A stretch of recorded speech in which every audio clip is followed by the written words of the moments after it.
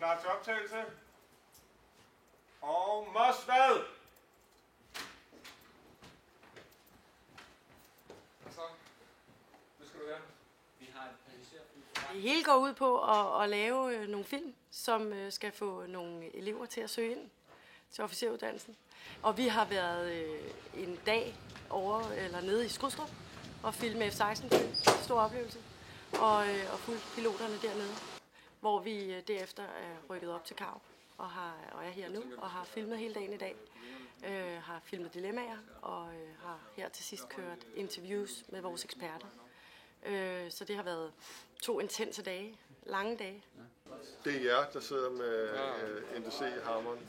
Så det er jer, der skal træffe beslutninger. Vi putter den operative ramme i front, og så reflekterer vi videre over de dilemmaer, vi får, så det bliver, så man kan høre, at der er kloge tanker bag. De er også meget action-packed beslutninger, der bliver taget. De dilemmaer, som de kommer ud for, og hele ideen om, at du bliver sat i en situation, hvor du skal træffe nogle beslutninger, som ikke er nemme, det er jo helt klart noget, som du også kommer til, når du bliver officer. Og der bruger vi så et scenarie, som måske ikke nødvendigvis er det mest realistiske i hele verden, men det bringer dem derhen, hvor vi gerne vil have det. Nemlig, at de skal træffe nogle beslutninger, som ikke nødvendigvis ligger inden for deres comfort zone. Og det er selvfølgelig noget, som vi gør igennem uddannelsen også. Det er også en udfordring og en mulighed for at udvikle sig selv, tænker jeg også lidt, og prøve noget andet. Og blive sat i nogle nye situationer, man ikke er vant til, og opleve sådan et helt filmsæt til sådan en reklamefilm. Det er noget andet end en normal hverdag, må man sige. Så det har helt klart været interessant, og jeg er glad for at have taget det valg indtil videre. Være med i det. Nu må vi se, hvordan klipningen bliver til sidst, fordi jeg er sikker på, at de kan lave meget magi, så man kan se enten meget boss ud, eller man kan se ud, som om man ikke er helt styr på, hvordan man sidder. Er der ikke sådan en, der klapper og siger, på jeres pladser, kom! Det er så lidt. Klar, take one.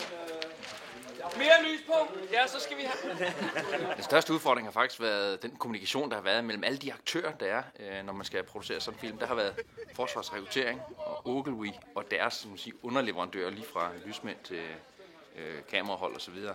Jeg har næsten talt med dem alle sammen i telefonen, og de har hver deres individuelle krav til, hvordan skal lyset være, hvor dørene står åbne, må vi bruge røg ind i operationsrummet, kan du lige flytte en traktor, hvor skal vi sidde inde, kan vi ikke få flyttet de her borer, som egentlig er en del af en testfacilitet, der ejes af NATO, og siger, nej, vi kan ikke skille det ad, for det må vi ikke.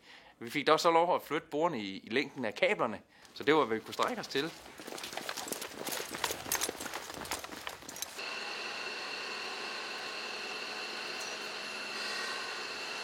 Jamen for os var det overraskende at være så tæt på flyene. Og se piloterne, hvordan de agerer omkring flyene.